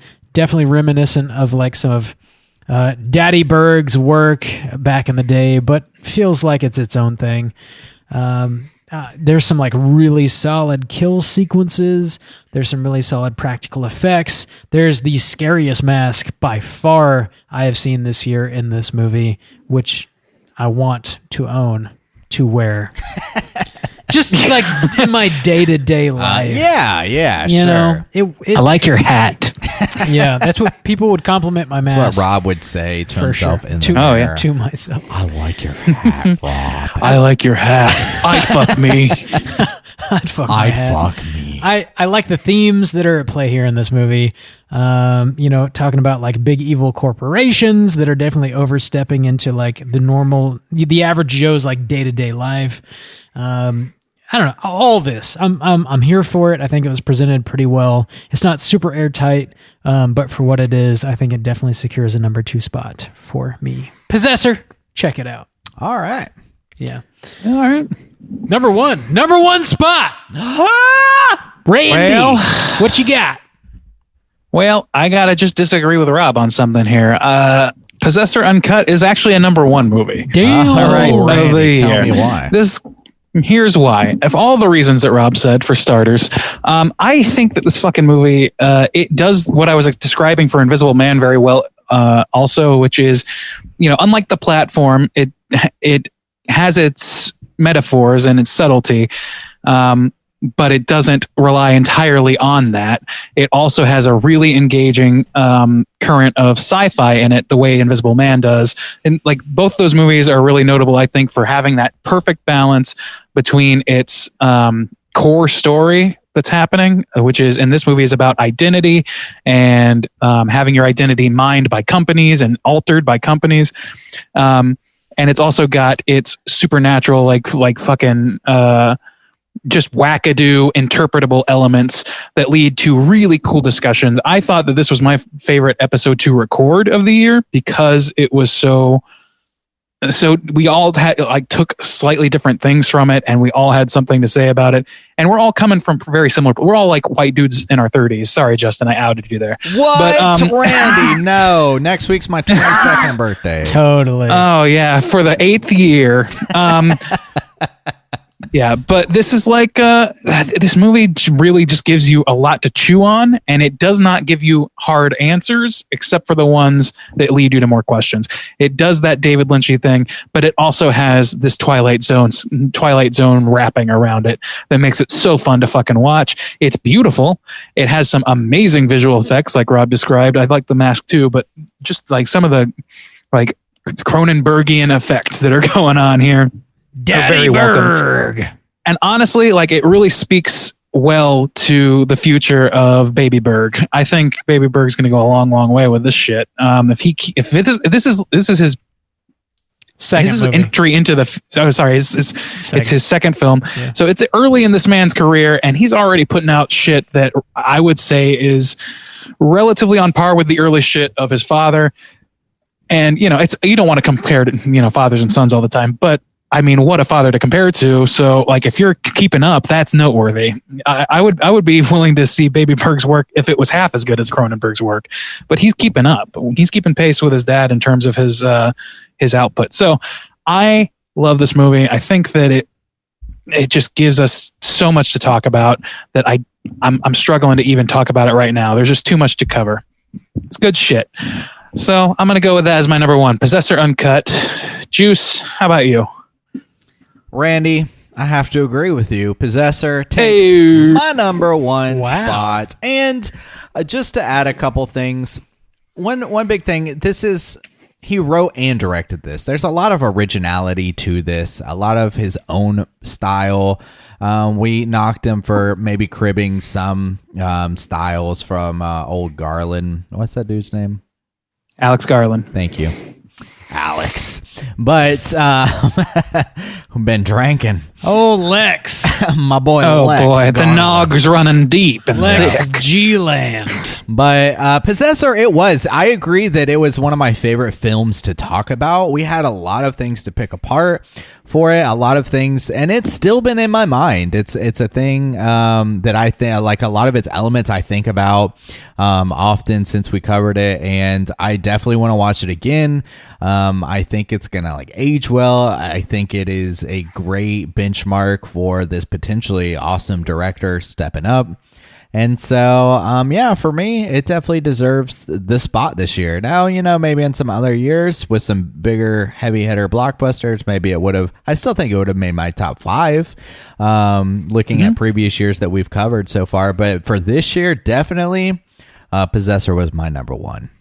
It was leaps for me of a difference. Yeah, me too. Robert, Yo, number 1, your Possessor was number 2. So what you got for number 1? my number one pick. The Lodge? No, it's a movie. It's The Lodge, isn't it? No, it's not. It's a movie called After Midnight. But Rob, you haven't talked about The Lodge yet. Yeah, I will. Give me a minute. Oh, I will. Satan must be stopped at every opportunity. It's a movie called After Midnight, which I've mentioned on the podcast a couple times. I also did a mini cast on this. It's written and directed and starring Jeremy Gardner, who's like a Florida boy. He lives in like Central Florida. He's a bartender, or at least he was for a while. And just like every few years, he'll raise 10 grand and like shoot a movie. Just with his buds, basically, because he loves cinema. With his buds? With his friends. With His all butts? of his His butts. friends. How many butts does this Every- man have? He's mostly butts. little bit. No, she didn't, Hydra Bird.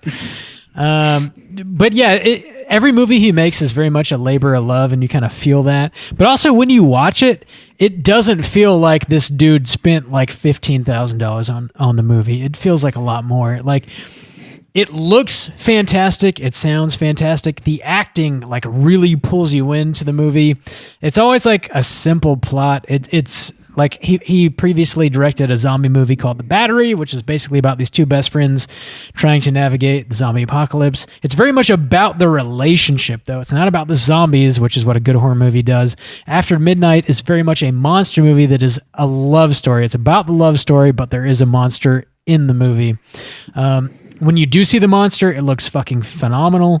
But it's really about the story. It's about the relationships, and it really pulls you in. It's actually got Henry Zabrowski in it, who's like a comedian. He's also on Last Podcast on the Left. Dude fucking cracks me up throughout this movie. Super funny. How many butts does he have? He's got one, but it's real big. All right. I don't know, man. This movie like really, really does it for me on every single level. It's like I've got really nothing negative to say about it. Boy, really some Florida solidarity out here, boys. Yeah. Yeehaw! What is that? It's a new sound What bomb did it right sound like? there. Wow. Yeah. That's just Florida solidarity, baby. Definitely not the most horrific movie I saw this year, but it is by far my favorite horror movie. Check out After Midnight. You won't regret it. All right. That's our top 10. We did it. Whoa, we All right. did it. Counted We it did down. it. We did it. We managed to scrape together our top 10 of 2020. Actually, there was some that I had hanging off. I maybe watched 20 new movies this year, so I had some that were kind of scraping for the at least like 10 to 5 spot for sure. All right. So we're going to go ahead and jump into our bottom 3 of the year. So, Randy, what is your third worst film of 2020? Oh, Jesus.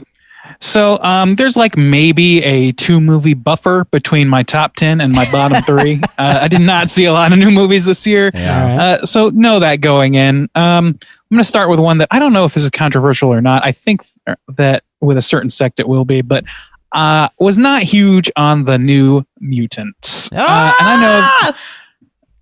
I never saw it. Didn't see it. Heard bad things. Yeah, for the most part, people seemed at best indifferent to it, and that's kind of where I'm at with it. I watched it in the drive-in. I had a great time at the drive-in. Did not particularly love the film. It's one of those things where this movie went through production hell famously, and the biggest issue with it is that it is suffering from that same issue that we talked about with what was it? With Anything for Jackson, about not knowing what it wants to be.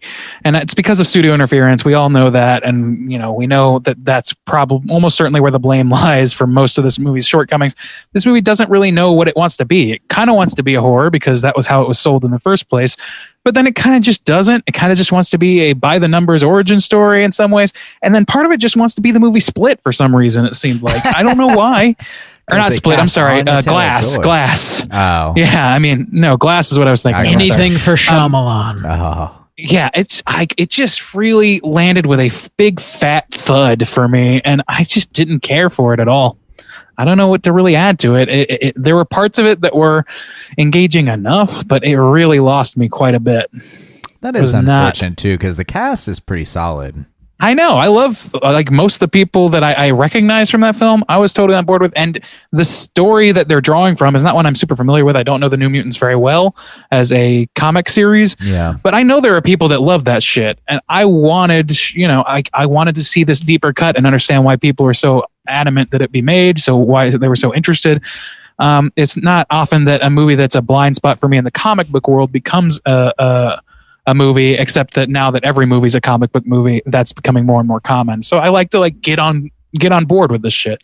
Couldn't do it with this movie. Really couldn't. Oh, that is a bummer. Had the potential. Yeah.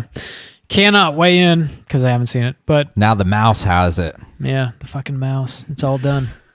Juice, what is your third least favorite? My third least favorite is going to be Peninsula, which was the sequel to Train to Busan. And I think a lot of it just had to do with I love Train to Busan, and I was really excited and intrigued for this movie to come out. And it just pooped the bed, in my opinion. It tried to be more action-y. Pretty much any kind of swing that they took, I thought they failed in pretty much. Now, there are some okay moments that I could draw from. Like the kid actors do a pretty good job, but the action sequences, the motivations, a lot of it was the way the dialogue was written. It was really cheesy and over the top a lot of the time. It essentially was just like a cheesy like action movie. Unfortunately, that's kind of what they turned it into, and that's so unfortunate. Oh man, because Train to Busan was so personal, so about the characters, in an interesting situation, and this was like none of those things. Like any of the highlights and strong points of Train to Busan, they did not capture a single one of them again, not a single one. So it was a big miss for me. It wasn't like complete dog shit, but it really just kind of like pooped on all of my expectations for what this movie could be, and that's unfortunate. Like nothing I'd ever smelled before in my life. Pretty much like that, like a Bigfoot shit in the woods, Right in your right in mouth. your drum set, That, right on your snare drum. that would suck. Not on But your mouth would be okay. Your mouth. Bob is okay. Take my mouth, with but the not my mouth, but snare. not the snare. Not my snare. That would really, You know, one's a suck toilet and the on other's a snare drum. Shit. Sorry. No, I'm not. No Bob, kink shaming, yo. buddy. If you want if you want it, you get I it. don't want it, but You want it. okay. Third worst film. What you got? You know, boys, I'm going with The Lodge. on this. my lord!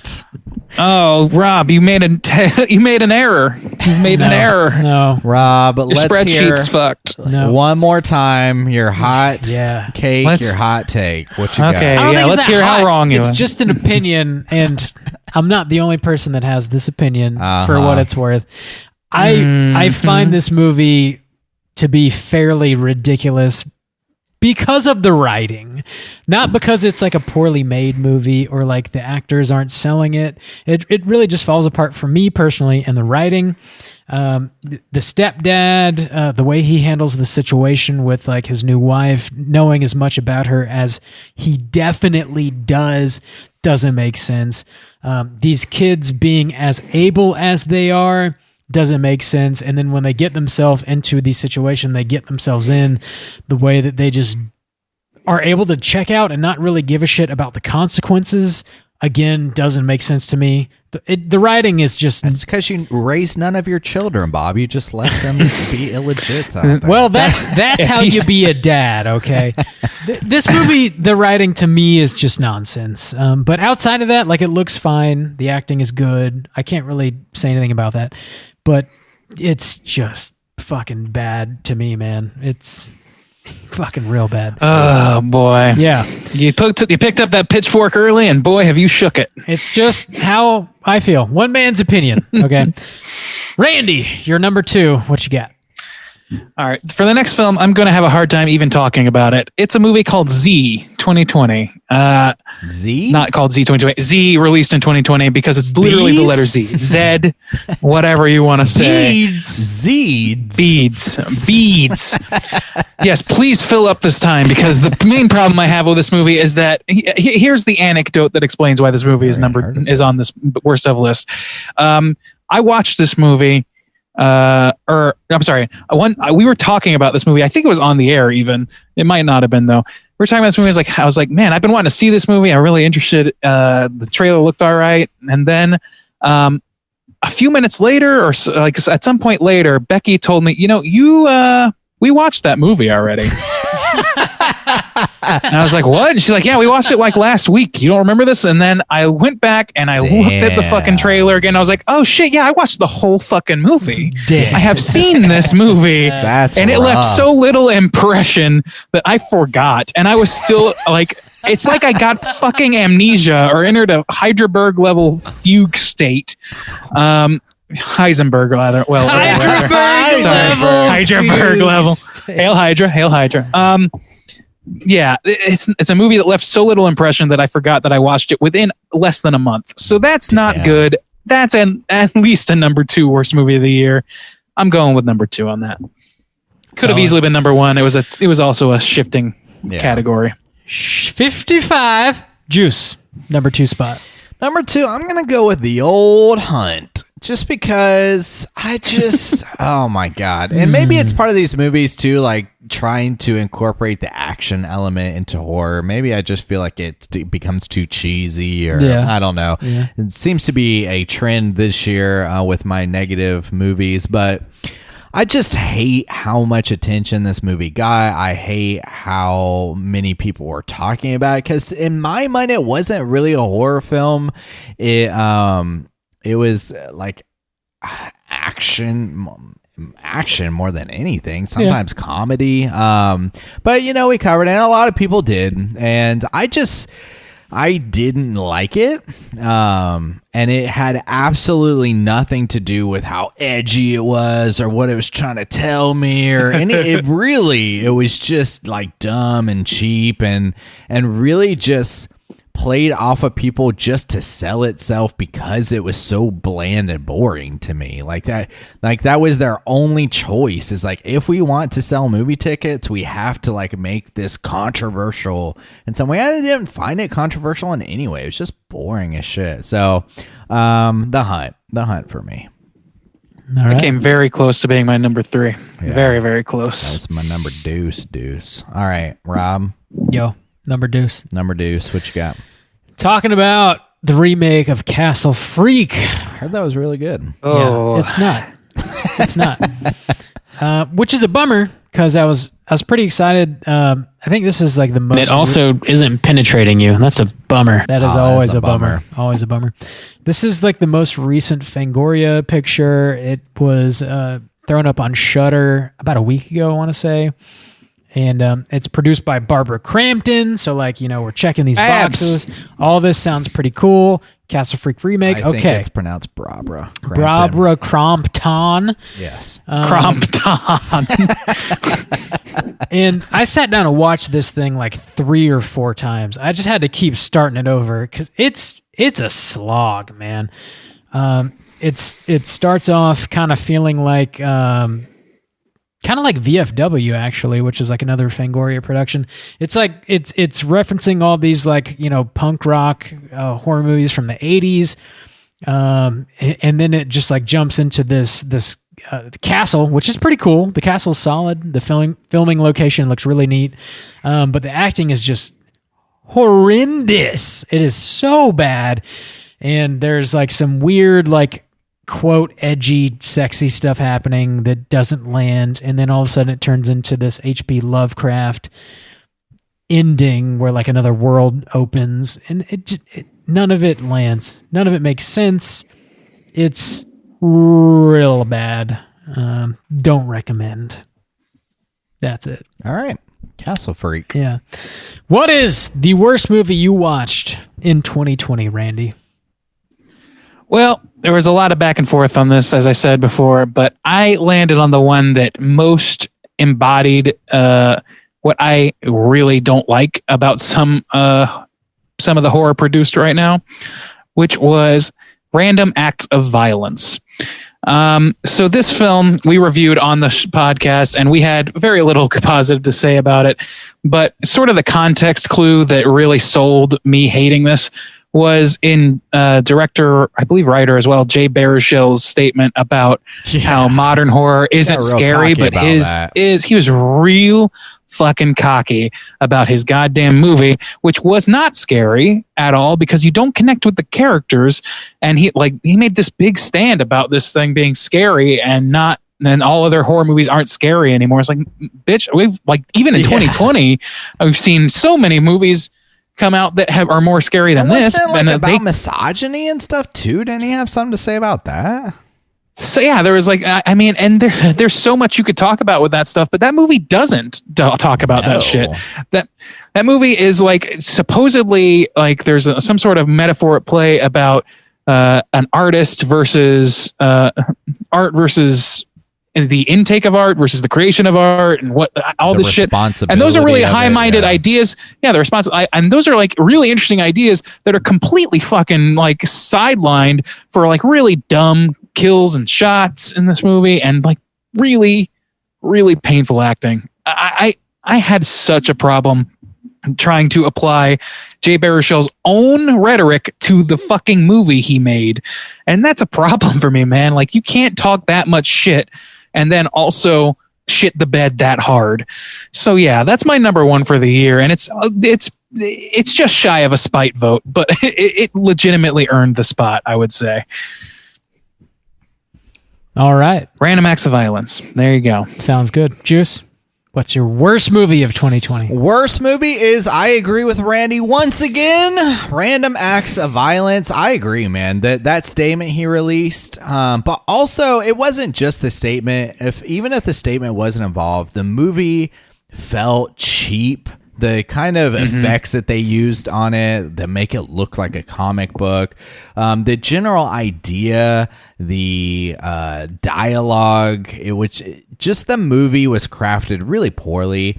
And then just the icing on the cake, like, was that statement of like the state of horror these days and like what this movie was trying to accomplish, which felt so off base to me. Like it just, I couldn't even like link them together in my mind. Like what I was seeing and what I was hearing, like just didn't line up in any kind of way. This movie was just really bad. He did a bad job. He really when he did. described what he considers a bad horror movie, it sounded like the movie he made. Yeah.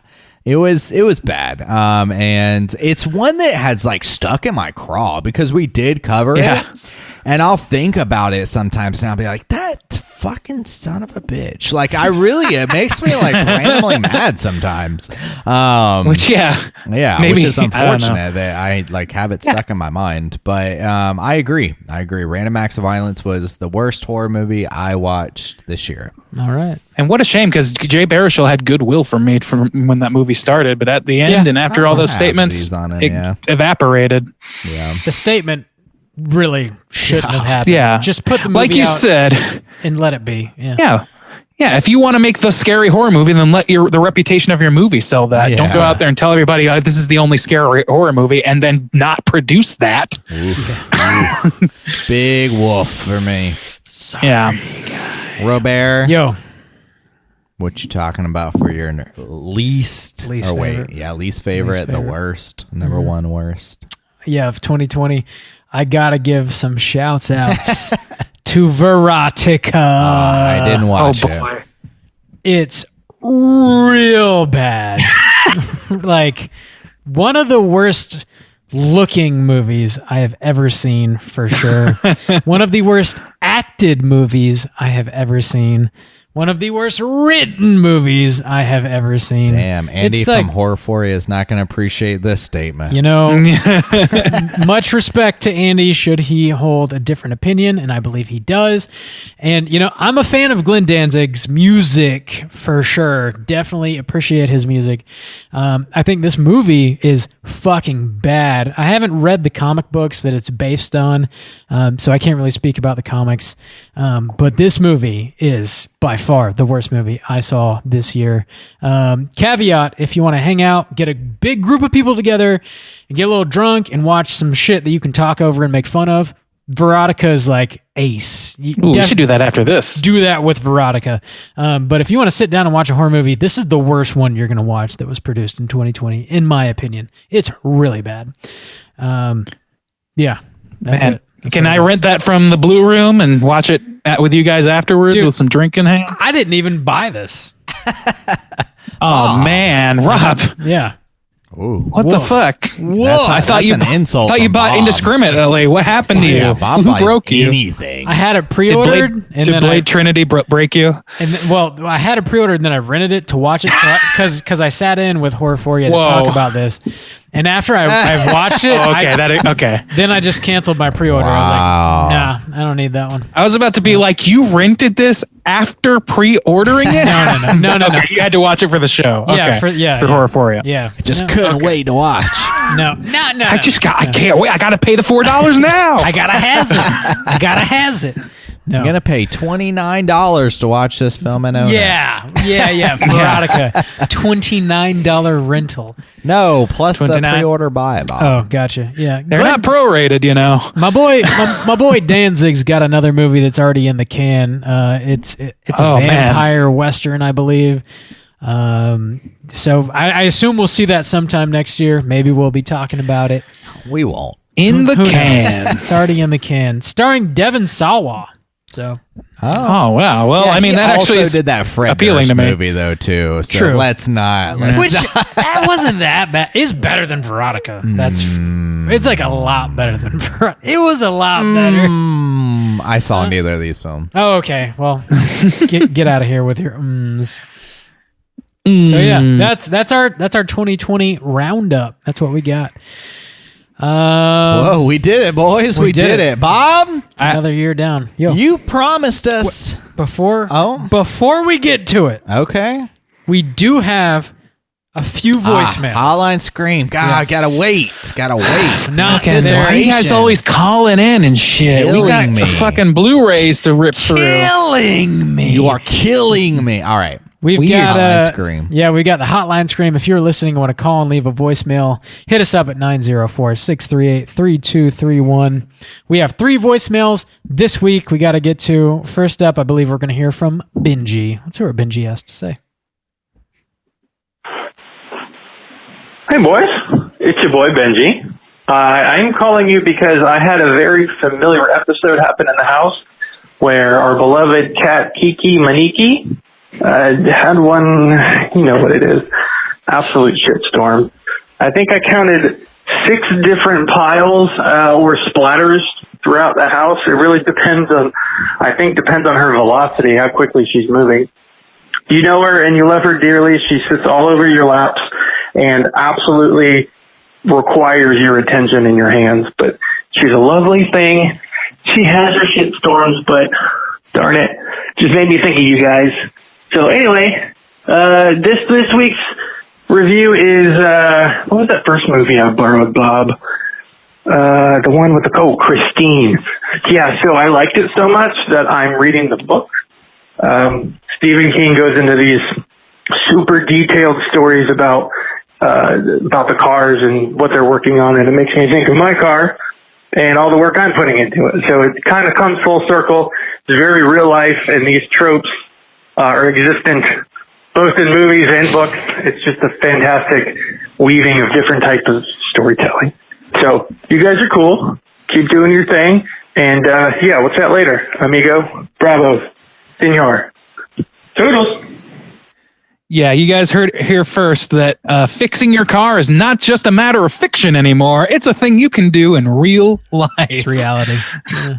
Also, this man is obsessed with sending us information about his cat shitting all over the place. That cat. I've seen that cat shit. It gets nuts.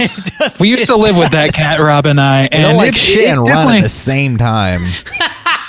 And that's heinous. On Thanksgiving. That's a really, really unforgiving snail trail. But there's a text chain that started yesterday for Christmas that started with this man texting us and saying, here's a video of Kiki shitting in the living room. Good night. And then a link to a Ring camera. And I had to ask, I'm banking on a 0% click rate for that link is what I responded. Yeah. And this man continued to try and sell me on clicking the link and watching his cat shit. I'm baffled. I am baffled. Did not but I love click. this man. I also received a Christmas card from this man that came in the form of a portrait of him and his wife, belly to belly, her pregnant and him very beer laden. And it is very hilarious. I laughed out loud. So thank you, Benji, for that card. Beer laden Benji. Thanks for calling in, Ben. I also, since he called in, I rented him another movie, Tammy and the T-Rex. So he'll be watching that next, and That's I'm sure something you love, Bob, that you in. go on and on about. Yeah, recommend. Definitely recommend. I refuse. When are we going to get our chance to go into the goddamn Blue Room and get our own shit? I know. I need to rent some things. 2 more voicemails, and we'll see what's going on in there. All right. This next one looks kind of Next up short. is Thomas. Let's hear what Thomas has to say. Hey friends, just calling to wish you guys a happy holidays, Merry Christmas, and a Happy New Year. Looking forward to the new episode. I'm looking forward to that big anniversary special. What is it, 300? Well, congratulations on that when you get there. All right, talk to you soon. Well, that's just a straightforward, nice voicemail Very from nice. Thomas. Bang, bang. Thank you, Thomas. We don't elicit a lot of friendships in these parts, so we appreciate the friendly message. We're doing Happy holiday We gotta come up to with you as something well. big for you, Thomas. 'Cause No. as of right now, we got nothing. We're not going to do I got shit. nothing. It'll be fine. gonna Dude, when wing have it. we ever prepared anything? I can't imagine even Nothing. preparing a fucking thing. Nothing will happen. That's I'm sure it would be good enough. not in the spirit of our podcast to prepare anything in advance. So True. I'm not sold that could happen. We'll but we figure it appreciate out. your enthusiasm regardless, buddy. Thanks, Thomas. Thanks, Thomas. Thanks for believing in us. Yeah. We'll Thank figure you it for out. believing in Something out of our asshole. Yeah, we'll find it in there. Just got to keep digging. Just root around in that ass. Got to be something in there. Yeah. God. A little bit of gold. Last but not least, we're going to hear from our boy, Hydraberg. What's he got? Hail to say? Hydraberg. What up, boys? It's your boy Hydraberg. I'm just calling in. Happy 300. Congratulations. That's huge. Really is. I don't really have any worst or best of 2020. I just want to give a shout out to Slack and thank God for you guys and Shredder for giving me something horror related to do this year since there haven't been theaters open. And other than that, I just want to wish you guys a Merry Christmas and a Happy New Year. All right, and I look forward to another 300. Keep chilling. Boy, our voicemails are just bursting with love and cat shit. That's what we got this week. I love it. I'm here for it. This is the most positive and cat shit filled week we've had yet. Yes. Big fan of this. Getting all the love in the holiday season, and also just so happens to line up with our 300th show next week. Ooh, I can't believe that shit. I can't believe it either. Thanks for calling in, guys. It's always good to hear from you all. Again, if you want to call and leave a voicemail to be featured on our 300th episode, hit us up at 904-638-3231. Again, next episode, we're going to be answering any questions you guys have, horror related or not. Let us know. Call and leave a voicemail. Send us an email at straightchillingpodcast@gmail.com. We will answer all those questions next episode. That's all we got this show. To round out the show, let's go ahead. Bob, the reason I flew. Oh, wow. Wrong, were he and his friends? It's been way too long through those Blu-ray bins. And it gets worse till I'm done with that ski.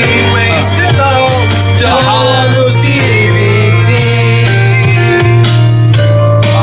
It's been 1 year Yeah. since your big reveal Since the big reveal. that you could have bought a jet ski Could last have. year with all the money you spent on I Blu-rays. could have, yeah. So now we are going to get a peek At the inside the stash. blue room. It's been a In the whole vault. nother year. We'll see your In- bed. We'll see God, your all your furniture. I can smell the built shame out of from in there. blues. It's very shameful. A throne of blues. Allow me to show you gentlemen where the magic happens. Let's enter the blue room. All right. There's no blue. Holy shit. Where did all the blues go? What, Bob? What is it? Are you kidding How did you even get this I'm fucking not. in here? Are you fucking Bob? I'm fucking Bob. Jesus You Christ. You're saw the light. You sneaky Is that Bob. a jet ski? I Holy see. shit, dude. It is. I felt very Did selfish. Sandy bring that? I felt very selfish by, spending all of my money and buying all these Blu-rays. That, you know what?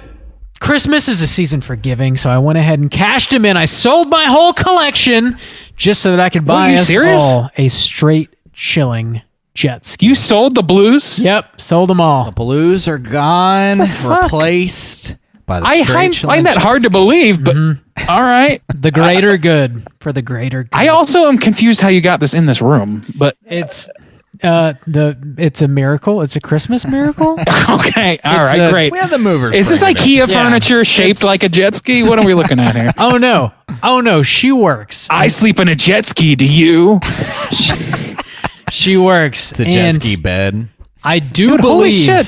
I do believe there's room for 3 on this particular Boys, it's jet a beautiful ski. sunny Oh, day are we out doing a today. three? We got to take this thing for a Yeah. spin. We She's- got to. She's a 3. Yeah, let's do it. The boys are back. The boys are back in Flew town. all the way from Korea. I'm gonna We I'm gotta gonna dress take it warm out. for this particular outing. It's time to go ahead and drive out to the water and let's Oh, get shit. wet. Let's get wet, boys.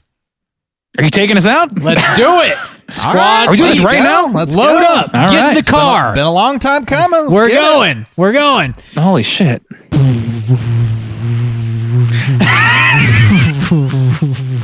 Oh boy.